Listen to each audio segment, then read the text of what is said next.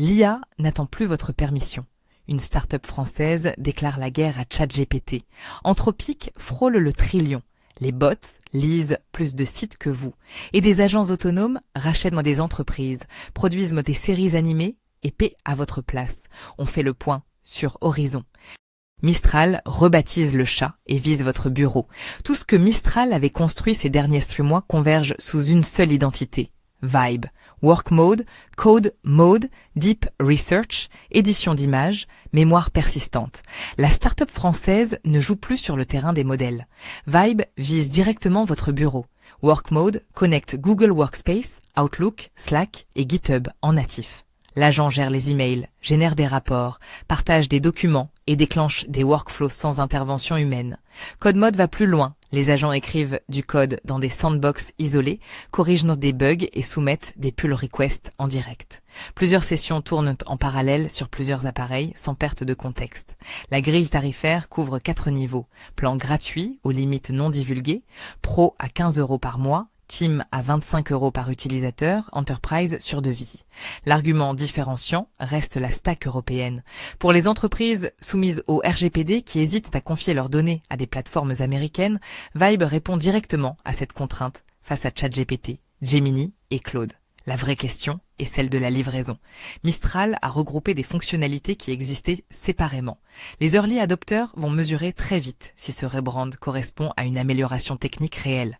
Les prochaines semaines tranchent. Vibe veut votre bureau et au même moment, l'acteur qui fixe les règles de ce marché vient de lever une somme qui n'a aucun précédent dans l'histoire de l'IA. Anthropic est à 2 doigts du trillion. Anthropic vient de boucler son Series H à 65 milliards de dollars. La valorisation post-money atteint 965 milliards. Le revenu annualisé en mai 2026, 47 milliards. Ce run rate représente la réalité du mois en cours, mesuré en temps réel. Le tour est codirigé par Altimeter Capital, Dragonnière, Greenoaks et Sequoia. Amazon y contribue 5 milliards seul. La synchronisation avec la sortie de Claude Opus 4.8 le même jour n'est pas un hasard. La levée et le nouveau modèle forment un message consolidé à destination du marché enterprise. Opus 4.8 surpasse GPT 5.5 sur la majorité des benchmarks agentiques et réduit de 35% le nombre de tokens sur les tâches réelles. Le détail le plus stratégique, plus de 10 gigawatts de capacité de calcul sécurisée via des accords avec Google, Broadcom et SpaceX. Une infrastructure propriétaire dimensionnée pour la décennie avec des partenariats mémoire Micron, Samsung et SK Hynix pour couvrir la chaîne hardware complète. Claude est désormais disponible simultanément sur AWS, Google Cloud et Microsoft Azure. Pour les DSI qui hésitaient à standardiser Claude, l'argument de solidité financière lève le dernier frein. À 965 milliards de valorisation, la question du risque fournisseur disparaît. Des milliards investis, des modèles qui s'améliorent. Mais ces agents qu'ils alimentent ont un effet secondaire que personne n'avait anticipé à cette vitesse. Les bots lisent maintenant plus de sites web que vous.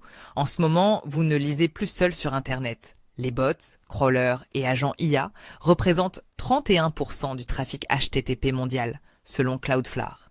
Les crawlers IA et assistants couvrent 25% de toutes les requêtes bots. Le web, conçu pour les humains, est devenu une infrastructure partagée. La projection pour le premier semestre 2027 est plus marquante encore. À ce rythme, le trafic non humain va dépasser le trafic humain. Dans moins d'1 an, la majorité des requêtes sur le web sera générée par des machines. C'est structurel. Le problème concret, un agent IA peut déclencher des dizaines de requêtes API simultanément, provoquer des pics brutaux, puis rester inactif pendant des heures. Les infrastructures classiques n'absorbent pas ces patterns. AWS a répondu avec OpenSearch Serverless. Montée en charge instantanée lors des pics, retour à zéro pendant les creux. Google, Microsoft, Databricks et Snowflake ont tous déployé des mises à jour architecturales dans la même logique. Pour les éditeurs de contenu, le signal est différent, mais tout aussi structurant. Concevoir un site uniquement pour les humains ne suffit plus. L'accessibilité aux agents IA devient aussi stratégique que le SEO classique. Les agents IA ont pris le bureau. Prochain terrain conquis, Hollywood. Asana rachète Stackaai pour 75 millions. et entre dans l'ère des agents. Asana a racheté Stack AI pour 75 millions de dollars. Stack AI est un builder d'agents no-code qui s'intègre à Salesforce, Slack et Google Suite. Passé par Warley Combinator en 2023, la startup avait levé environ 20 millions. Les fondateurs rejoignent les équipes d'Asana. Le contexte rend ce rachat lisible. Asana a perdu plus de la moitié de sa capitalisation boursière depuis le lancement de ChatGPT. La réponse de la direction est directe. Les outils de gestion de projets classiques survivent à l'IA uniquement en devenant eux-mêmes des plateformes d'agents. Stack AI accélère cette transformation d'environ 12 à 18 mois par rapport à un développement interne. Le vrai actif stratégique, ce sont les intégrations Salesforce, Slack et Google Suite. Ces trois outils couvrent la quasi-totalité des processus d'une équipe commerciale ou marketing. Un agent Stack AI traverse ces trois systèmes dans un même workflow, là où des concurrents ne couvrent souvent qu'un seul écosystème. Le CEO Dan Rogers a qualifié ce rachat d'accélération de roadmap pour agentifier les processus métiers complexes de bout en bout. Monday.com, Notion et ClickUp vont devoir répondre. La pression s'intensifie pour tous les acteurs sans roadmap agent clair. Amazon produit des séries animées avec l'IA et ça prend 5 semaines. Amazon vient de valider 3 séries animées pour Prime Video, produites presque entièrement par des agents IA. Les pilotes ont été réalisés en 5 semaines. La plateforme qui rend ça possible s'appelle Project Nara, une infrastructure construite sur AWS. Project Nara connecte des outils IA aux logiciels professionnels que les vrais studios d'animation utilisent. Blender, Maya, Unreal Engine, Adobe Suite. Chaque tâche est routée vers le modèle le mieux adapté. Un modèle pour les décors, un autre pour les mouvements, un autre pour les éclairages, le tout depuis une seule interface, sans que personne ne change de système. L'élément clé, la plateforme a été entraînée sur la bibliothèque MGM, acquise par Amazon en 2022. Des milliers de films et de séries. Cet entraînement permet de générer des personnages et des univers visuels cohérents d'une scène à l'autre, là où les outils IA généralistes échouent encore. Un pilote d'animation classique prend des mois. Project Nara compresse ça en 5 semaines. Amazon a aussi lancé un fonds GenAI pour les créateurs indépendants. Le contenu IA sur une grande plateforme de streaming, c'est déjà maintenant. 3 séries. Prime Video. Cette année, Amazon produit des séries avec l'IA. La prochaine étape, ces mêmes agents vont accéder à votre portefeuille. Visa donne une carte de crédit à l'IA. Visa vient d'investir dans Replit, la plateforme de code valorisée à 9 milliards de dollars, pour intégrer des paiements agentiques directement dans l'environnement de développement. L'objectif, permettre aux agents IA de finaliser des achats en ligne sans intervention humaine.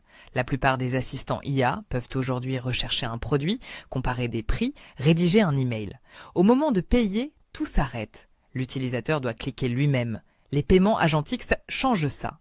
Un agent autorisé complète la transaction seul sans que personne n'intervienne. Visa construit l'infrastructure autour d'un protocole appelé Trusted Agent Protocol.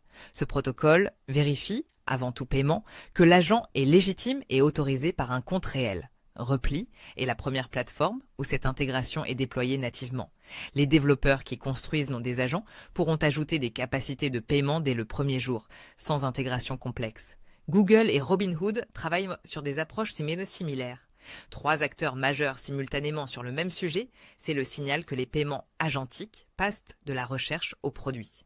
Dans les 12 prochains mois, les agents qui gèrent des achats à votre place passeront du stade expérimental au stade courant. Des milliers de lecteurs suivront déjà la newsletter Horizon. Lien en description. Si cette vidéo vous a appris quelque chose, abonnez-vous.